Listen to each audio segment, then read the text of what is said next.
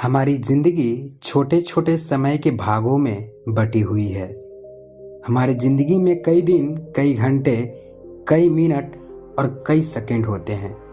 परंतु कुछ लोग इसी समय में उस मुकाम को हासिल कर जाते हैं जिसकी उन्हें चाहत होती है।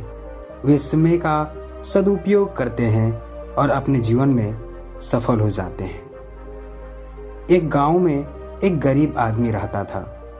उसके घर में उसकी पत्नी और उसकी एक बेटी और एक छोटा बेटा था।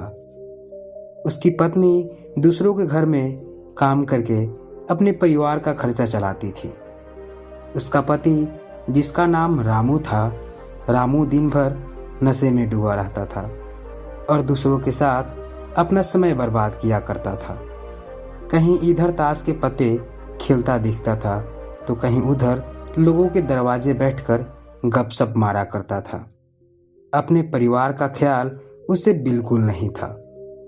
उसके माता पिता ने उसकी शादी कराकर गलती कर दी थी। बेचारी उसकी पत्नी दिन रात काम कर कर अपने बच्चों का पेट पालती थी। यदि उसकी पत्नी एक भी दिन काम पर न जाए तो उसके बच्चे भूखे रह जाते थे। इसलिए उसकी पत्नी प्रत्येक दिन दूसरों के वहाँ काम करती थी। लेकिन रामू को इन सब बातों से कोई फर्क नहीं पड़ता था। उसे बस अपना समय बर्बाद करके हंसी मजाक और पत्ते खेलने में बहुत मजा आता था। शाम को शराब पीकर घर आकर जोर जोर से अपनी पत्नी को चिल्लाता था। कई बार उसने अपनी पत्नी को मारा भी, लेकिन अब उसकी पत्नी करे भी तो क्या, वह तो अपनी बच्चों को छोड़कर नहीं जा सकती थी।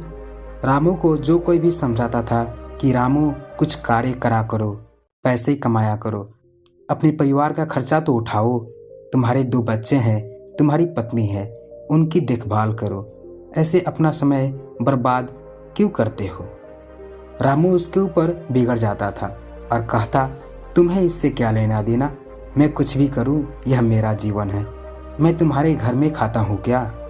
इसके कारण कोई भी गांव का सदस्य इससे इस विषय में बात नहीं करता था।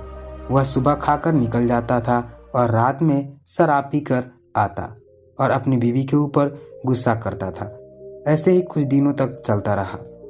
कुछ दिनों बाद संसार में एक ऐसी बीमारी ने जन्म लिया जो मानव जाति के लिए अत्यधिक खतरनाक थी। चारों तरफ उस बीमारी का कहर था।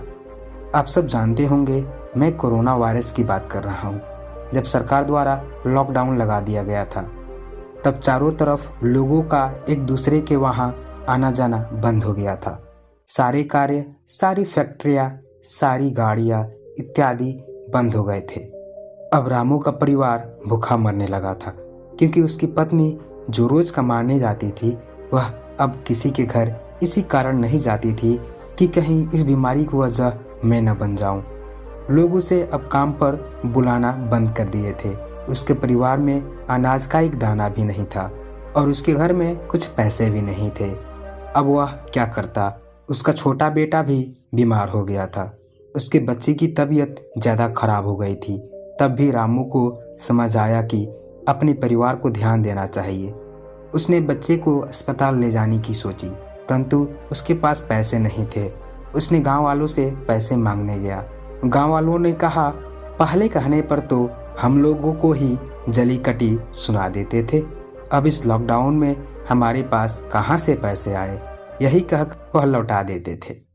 रामू अत्यधिक परेशान था। अब करे भी तो क्या करे, वह चाहकर भी कुछ नहीं कर सकता था। एक पूरा दिन बीत गया। उसके बेटे की तबीयत और भी ज़्यादा खराब हो गई। तभी किसी तरह उसकी पत्नी ने जहाँ काम करती थी वहाँ से कुछ पैसे जुटा कर लाई और अब रामू अपने बच्चे को हॉस्पिटल ले जाने की तैयारी की। रामू अपने बच्चे को लेकर गांव के बाहर एक अस्पताल में पहुंचा। रामू दौड़ता हुआ डॉक्टर के पास गया। उसने कहा, मेरे बच्चे को बचा लीजिए। डॉक्टर साहब ने सारे इंस्ट्रूमेंट लगाकर चेक किया, तब उसका बेटा मर चुका था।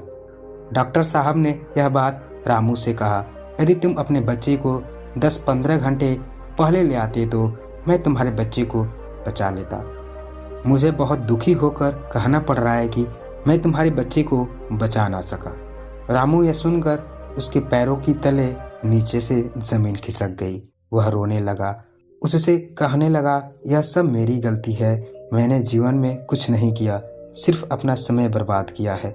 यदि आज मेरे पास पैसे होते तो मैं अपने बेटे को हॉस्पिटल जल्दी ला पाता और मेरा बेटा बच जाता। मैंने अपने जीवन में समय को बहुत बर्बाद किया है, लेकिन आज मुझे समय की अहमियत पता चल गई है। तो दोस्तों, हमें इस कहानी से यह शिक्षा मिलती है कि हमें अपने समय को बर्बाद नहीं करना चाहिए, उसका सदुपयोग करना चाहिए। तभी हमें अपने जीवन में सफलता मिल सकती है। इस कहानी में अगर रामू पहले से काम करता होता तो उसके पास पैसे होते और अपने बेटे का इलाज कर पाता, जिससे उसका बेटा आज जिंदा होता। आशा है कि आप इस कहानी को समझ पाए होंगे और अपनी ज़िंदगी को और बेहतर बना पाएंगे।